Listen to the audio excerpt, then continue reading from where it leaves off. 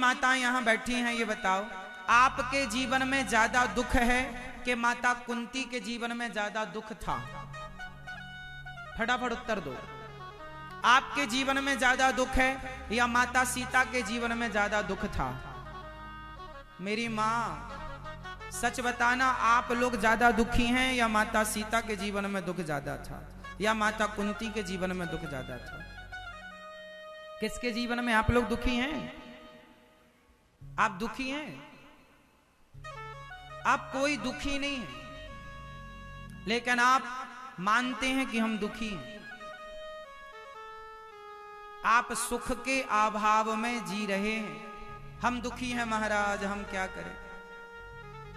आपसे सबसे मेरा सवाल, बताओ आप दुखी, कितने लोग दुखी हैं? हाथ उठाओ। यदि किसी भी प्रकार का दुख है आपको तो आज मैं उसको दूर ही कर दूंगा सदा के लिए। जिसको दुख है वो हाथ उठा लें फटाफट। जो है दुखी वो हाथ उठाओ। देखो आप कोई दुखी नहीं है, 2-4 लोग ही हाथ उठा रहे हैं। देखो अभी दूसरे दिन की कथा सुन के आप सुखी हो गए। 7 दिन में सारा दुख समाप्त हो जाएगा। आपके जीवन में मेरी मां कोई दुख है ही नहीं। आपका दुख जब मैं सुनने बैठता हूं ना तो आपका दुख ये होता है, महाराज हमारी बहू सुनती नहीं है। क्यों मां बहरी है क्या? नहीं बहरी नहीं है, सुनती नहीं है, ये दुख है। महाराज हमारा बेटा सुनता नहीं है, ये कोई दुख है? महाराज ये बताओ हमारा घर कब बनेगा? हमारा घर काम कैसे चलेगा? काम अच्छा नहीं चल रहा है, सब बंद पड़ा है काम। यही दुख, आप इन्हीं दुखों का गाना गाते हैं। महाराज जी हमारे कमर में बड़ा दर्द है, बड़ा दर्द, शरीर बड़ा परेशान करता है, बहुत कष्ट है। बेटा नहीं सुनता, बहू नहीं सुनती, शरीर में दर्द है और काम ठीक नहीं चल रहा है। 4 बातें होती हैं आप लोगों के जीवन में। क्यों जी? सही है। 5वीं भी किसी की हो सकती है कि महाराज हमारी पत्नी का या हमारे पति का पड़ोसन के साथ चक्कर है। ये समस्या भी किसी की हो सकती है, 5वीं से गिन लेते हैं। ऐसा भी तो होता है। इंदौर में ऐसा होता है कि नहीं? हाँ होता है। आप लोगों के साथ तो ऐसा नहीं होता, फिर ठीक है। पर वो स्त्री बड़ी परेशान होती है जिसके पति का दूसरे के साथ चक्कर चलता है। उस पत्नी का तो जीवन बेचारी का बिगड़ ही गया। चलो कुल मिला के हम गिने पूरी 1-2 और समस्याएं ले लें समाज की तो 5 समस्याएं हैं या 6 हैं और क्या। इन्हीं में सब कुछ आ गया। क्यों मेरी मां? तो आपकी समस्याएं, बेटा नहीं सुनता महाराज, बहू नहीं सुनती, काम धाम नहीं चलता, शरीर में दर्द है। अच्छा ये बताओ, बेटा नहीं सुनता ये कोई समस्या नहीं है। बेटा आपका नहीं सुनता, बहू आपकी नहीं सुनती, ये समस्या नहीं है। ये संस्कारों की कमी के कारण होता है। आपने बच्चों को संस्कार नहीं दिए, सही वक्त पर सही संस्कार दिए होते तो वो आपकी सुनते। जब संस्कार लेने लायक बच्चे होते हैं तब आपको देने की फुर्सत नहीं होती। जब बच्चे सयाने बड़े हो जाते हैं तब आप सिखाती हो तो वो तुम्हें आंख दिखाने लग जाते हैं, हमें सिखा रही हो। कच्ची माटी को कुम्हार जैसा चाहे बनाए, जब माटी पक जाए, घड़ा बन जाए, उसके बाद सोचे बदल दूं। कच्चे घड़े को बदला जा सकता है, पक्के घड़े को नहीं। बोलो हाँ या ना? छोटे बच्चों को बदला जा सकता है, वही छोटे बच्चे बड़े हो गए, 18 साल पार हो गए, 16 साल पार हो गए, फिर बदलोगे तो नहीं, मुश्किल है। इसलिए छोटे से आयु से बच्चों को दिव्य अच्छे से अच्छे संस्कार देने की पूरी कोशिश करनी चाहिए। तब आप लोग लापरवाह हो जाते हैं। अब फिर बाद में गाना गाती हो हमारा बेटा सुनता नहीं है। जब सुनता था तब तुमने सही चीजें सुनवाई नहीं। महाराज हमारी बहू नहीं सुनती। बहू, सबकी बहुएं सुनती हैं, सबकी बहुएं सुनती हैं। जैसे ही बहू आती है, जरा सी गलती करती है, सास ताना मारने, तेरे बाप ने यही सिखाया है, तेरी माँ ने यही सिखाया है, ताना मारना शुरू करती हैं। बहू समझ जाती है तुम्हारी औकात कितनी है, दिन भर मुंह चलाती हो। वही कहती है अच्छा आने दे मौका, अभी बहुत बकबक करती है बुढ़िया, मेरा समय आएगा बिल्कुल नहीं सुनूंगी तेरी। फिर वो हैंग हो जाती है, फिर बदला लेती है बुढ़ापे में। तुम भी थोड़ा अपने सासों टाइप की रहा करो, जो बाप बन जाती हो बहुओं की। मेरा मालकाना चलेगा, इस घर में तेरी कुछ नहीं चलेगी। अरे बहू नहीं, बेटी की तरह एक्सेप्ट करो उसे। बहू से जरा गलती हो जाए ना तो कुछ सासें, सब सासें नहीं, कुछ सासें ताने बहुत मारती हैं। जरा रोटी जल जाए, तेरी माँ ने यही सिखाया है। जरा साग में नमक कम ज्यादा हो जाए, तेरी माँ ने यही सिखाया है। फिर वो बहू ठान लेती है मन में, बुढ़िया कब तक तू जवान रहेगी, फिर खवाऊंगी नमक नमक, जब बोल भी नहीं पाएगी फिर करना किससे कहेगी। इसलिए सासों को चाहिए कि बहुओं से बना के रखो। जो तुम बेटियों से बना के रखती हो, बेटी आएगी तब तक तुम मर जाओगी, पानी देने बहू आएगी। अब तुम्हारी बेटी खंडवा में है और तुम इंदौर में प्यासी मर रही हो, तो बहू आएगी इंदौर की, इंदौर में खंडवा से बेटी तो आना पाएगी। बोलो हाँ। इसलिए बहुओं से बना के चलो। और सासें क्या करती हैं, गर्मा गर्मी में बिगाड़ लेती हैं, फिर वो मजा चखाती हैं बुढ़ापे में। फिर आती है मैया रोती, महाराज बहू सुनती नहीं है। तुम कौन सा सुनती हो, जैसे को हाँ। इसलिए ये समस्याएं थी ही नहीं जिन्हें आपने समस्याएं, पहले समस्याएं आप बनाते हो, फिर उन समस्याओं को लेकर रोते हो।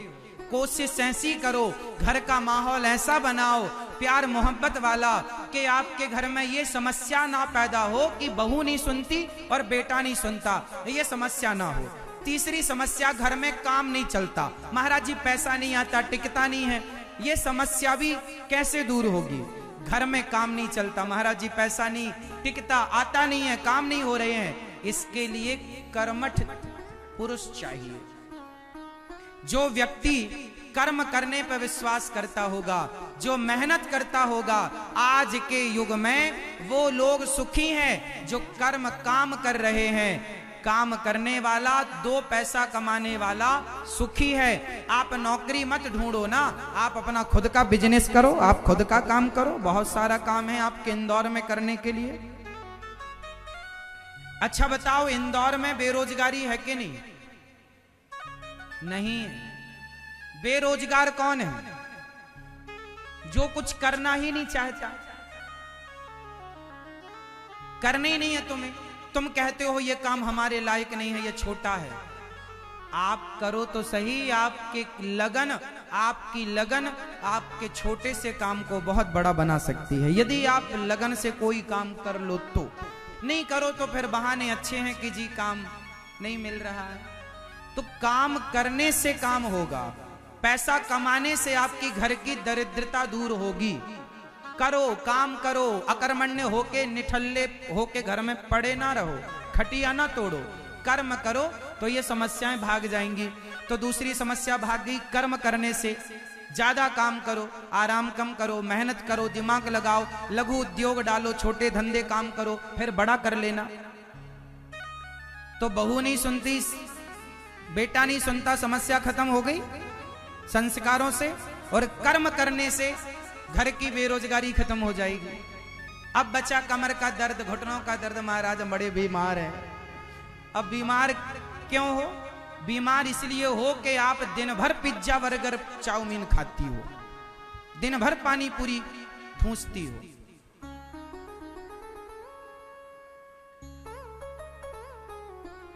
दिन भर आप इतना क्यों खाते हैं? जितना अधिक खाएंगे उतने जल्दी मर जाएंगे। खाओ सात्विक, पौष्टिक, हेल्दी। क्या ज्यादा खाना चाहिए हमें बताओ, फटाफट बताओ, क्या खाना चाहिए? ज्यादा क्या खाना चाहिए? ज्यादा दाल खाना चाहिए कि चावल? दाल चावल में ज्यादा क्या खाना चाहिए? आप क्या खाते हैं? एक टट्ठ भात खाते हैं। इतना सारा भात खाते हैं आप लोग।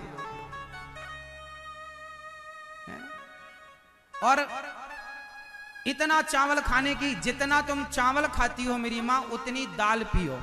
दाल ज्यादा लाभदायक है चावल की अपेक्षा। सब्जी और रोटी में ज्यादा क्या खाना चाहिए? जोर से। पर आप खाते क्या है? एक कटोरी सब्जी में 5 रोटियां खा जाती है मैया। सब्जी जरा सी कटोरी भरो, रोटी इतनी बड़ी बड़ी रोटा। पति के लिए तो पतली पतली बनाती है, खुद के लिए रोटा बना लेती है। कौन करे पतली पतली, मोटी बनाओ खाओ। इसलिए तुम्हारा शरीर भी अब रोटी से रोटा हो रहा है।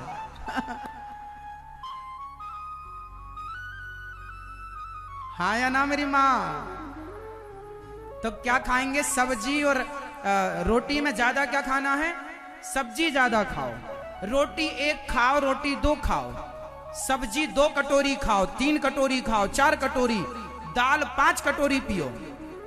पेट ही तो भरना है। चावल से भरो या दाल से?